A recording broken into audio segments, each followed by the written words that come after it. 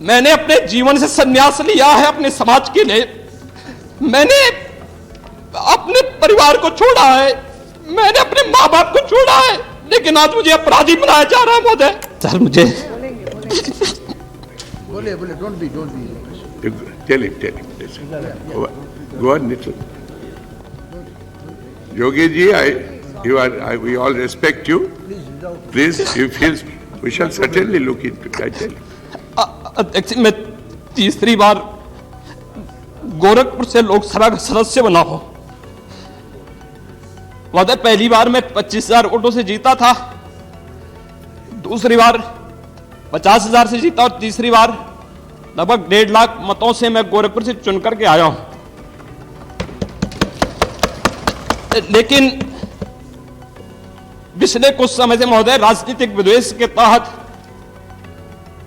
मुझे जिस प्रकार से राजनीतिक पूर्वाग्रह का शिकार बनाया जा रहा है, मैं केवल आपसे यह अनुरोध करने के लिए आया हूं, क्या मैं इस सदन का सदस्य हूं या नहीं हूं, और क्या यह सदन मुझे संरक्षण दे पाएगा या नहीं दे पाएगा। You are a very honorable member of the House. मुझे संरक्षण नहीं दे सकता है, तो मैं आज ही सदन को छोड़ करके वापस जाना चाहता हूं। वो छोड़िए सब, मैंने कोई महत्व नहीं रखता महोदय। मैंने अपने जीवन से संन्यास लिया है अपने समाज के लिए। मैंने अपने परिवार को छोड़ा है, मैंने अपने माँ बाप को छोड़ा है, लेकिन आज मुझे अपराधी बनाया जा रहा है महोदय। नमस्कार दोस्तों, आज हम आपको एक ऐसी वीडियो दिखाने जा रहे हैं जो 2007 की है और इस वीडियो में तब लगातार 3 बार गोरखपुर के सांसद योगी आदित्यनाथ संसद में फूट कर रोने लगे थे। ये तस्वीरें उस निर्भीक और दमदार छवि वाले योगी के बिल्कुल उलट थी। वर्तमान समय में माफियाओं और अराजक तत्वों को घुटने के बल घसीटने वाले बुलडोजर बाबा ने भी ऐसे दिन देखे जब उनके साथ भी दुर्व्यवहार हुआ था और उनको भी 11 दिनों तक जेल में रखा गया था। कहा तो ये भी जाता कि जब उनको जेल ले जाया जा रहा था तो 4 से 5 घंटे का जो रास्ता था उसको तय करने में पुलिस वालों को 8 से 9 घंटे लग गए थे। यानी उनको पुलिस कस्टडी में भी इतना परेशान किया गया था। कहा यह भी जाता कि उस समय मुख्तार अंसारी और अतीक अहमद उनको आए दिन बहुत तंग करते थे और इस पूरी घटना के दौरान उनको बहुत परेशान भी किया गया था और उनको जान से मारने तक की धमकी दी गई थी, जिसका जिक्र वो संसद में कर रहे थे।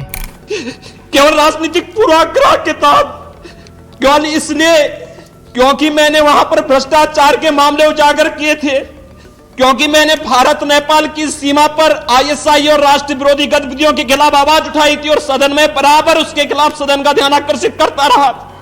मैं वहां पर भूखमरी से हो रही मौतों के खिलाफ प्रशासनिक भ्रष्टाचार को उठाता रहा।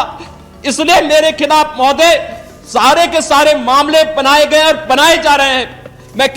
मैंने जेल में मुझे 28 तारीख को निरुद्ध किया गया महोदय। 28 तारीख को मुझे जेल में निरुद्ध किया गया। उसकी सूचना इस सदन को गोरखपुर की ओर से गोरखपुर के जिला प्रशासन ने जो दी है वह भी मैं आपको बताना चाहता हूं। उन्होंने लिखा है कि श्री योगी आदित्यनाथ लोकसभा सदस्य को शांति भंग की होने की आशंका में 28 जनवरी 2007 को दोपहर बाद सदर क्षेत्र गोरखपुर उत्तर प्रदेश में गिरफ्तार किया जाता है। महोदय, अगर शांति भंग की आशंका में मुझे गोरखपुर से लगभग 20 किलोमीटर दूर जब मैं गोरखपुर आ रहा होता हूं तब गिरफ्तार किया जाता है, तो फिर शांति भंग की आशंका में 107(16) के तहत 24 घंटे से अधिक कोई भी प्रशासन किसी भी व्यक्ति को अभियुक्त बना करके नहीं रख सकती। मुझे 11 दिनों तक गोरखपुर जेल में क्यों रखा गया? महोदय 11 दिनों तक गोरखपुर जेल में मुझे रखा गया। और यही नहीं, जब इस मामले में मेरे अधिवक्ता ने बहुत हम रेस्पेक्ट करते हैं, काइंडली रिस्ट्रिक्ट टू मैटर्स इस मामले में वी कैन सी इस मामले में जब मेरे अधिवक्ता ने यू नो दैट प्रशासन से जानने का प्रयास किया कि आखिर किस मामले में बंद किया गया है, प्रशासन पहले कहता गया शांति भंग की आशंका में। और जब 1 फरवरी को मेरे अधिवक्ता ने इस मामले में गोरखपुर डिस्ट्रिक्ट जज के यहाँ एक निगरानी अपील दायर की तो बैक डेट पर महोदय मेरे खिलाफ तमाम मामले दर्ज कर दिए गए। और मामले दर्ज करने के बाद मुझे पुनः 5 महोदय एक न्यायालय की कोई भी एफआईआर होती है 24 घंटे के अंदर न्यायालय में उसकी नकल भेजी जाती है। मेरे मामले में 7 दिनों तक कोई भी एफआईआर की प्रति न्यायालय में नहीं भेजी गई और यह साबित करता है कि मेरे खिलाफ बाद में बैक डेट पर मामला दर्ज किया गया। और फिर उसके बाद member, may I उसके बाद may I take 1 minute please, 1 second, not even उनको जेल ले जाने की घटना ये थी कि जनवरी 2007 में गोरखपुर में कुछ दंगे हुए थे जिनमें एक हिंदू युवक राजकुमार की मौत हो गई थी और इसी के चलते योगी ने सड़कों पर धरना प्रदर्शन किया था क्योंकि उस समय यूपी में चुनाव होने थे। तो उस समय मौजूदा मुख्यमंत्री मुलायम सिंह यादव को लगा कि योगी की वजह से उन्हें कुछ राजनीतिक नुकसान हो सकता है और कहा यह भी जाता है कि मुलायम सिंह के निर्देश पर ही योगी को जेल भी डाला गया था। और इतिहासकारों की माने तो इन्हीं परेशानियों की वजह से योगी और भी गंभीर, निडर और निर्भीक होते गए। मेरे लिए ये सब बातें बहुत महत्व नहीं रखती महोदय। क्या यह सदन हम सदस्यों को सुरक्षा प्रदान कर पाएगी या फिर हम लोग भी महोदय इससे पहले कि सुनील महतो जैसे हादसे का शिकार हम लोग बने, किसी राजनीतिक षड्यंत्र का शिकार हम लोग बने, क्या यह सदन हम लोगों को संरक्षण दे सकता है, यही नहीं दे सकता है? यही मैं जानने के लिए आपके पास आया हूं। और महोदय इस पर मैं आपका चाहता हूं कि आखिर राजनीतिक षड्यंत्रों का शिकार हम जैसे लोगों को कब तक बनाया जाता रहेगा? कब तक हम लोगों के वोट बैंक का निशाना बनते रहेंगे और कब तक ये अधिकारी, चंद भ्रष्ट अधिकारी, हम लोगों को अपने भ्रष्ट कारनामों को छुपाने के लिए अपना मोहरा बनाते रहेंगे?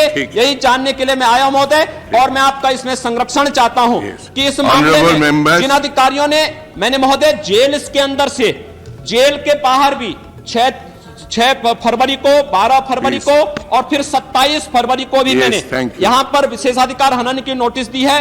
महोदय मैं इस मामले में आपका संरक्षण चाहता हूं और आपसे अनुरोध करना चाहता हूं कि इस मामले में जो दोषी अधिकारी, अगर महोदय मैं दोषी हूं, सदन मुझे दोषी ठहराएं, एक क्षण नहीं लगेगा महोदय। मैं इस प्रकार की राजनीति मेरे लिए कोई व्यवसाय नहीं है। राजनीति मैं एक किसी उससे नहीं आया हूं, जनता के प्रति एक सेवा की भावना थी आया हूं। अगर मैं अपराधी हूं, मुझे इस सदन में बैठने का अधिकार नहीं होना चाहिए, कतई नहीं होना चाहिए। सदन ये तय कर ले। और अगर मैं नहीं हूं तो जिन अधिकारियों ने मुझे फर्जी मामलों में अभियुक्त बनाया है उन अधिकारियों के खिलाफ, और जो आज भी राजनीतिक षड्यंत्रों के तहत, राजनीतिक पूर्वाग्रहों के तहत मेरे खिलाफ कार्रवाई हो रही है, वो हो रही है। दूसरा नियम, ये कहां का न्याय है? और इसलिए मैं आपसे जानना चाहता हूं कि महोदय इस मामले में आपका संरक्षण हमें चाहिए, संरक्षण प्रदान के। धन्यवाद। There is no question of reference. Please do not impute anything to the chair. He has made a reference. I have asked, procedure is being followed about him. So far as your matter is concerned, I am again repeating, you are a very honorable member. I respect you for your commitments. There is no question of it. But there is some procedure has to be followed.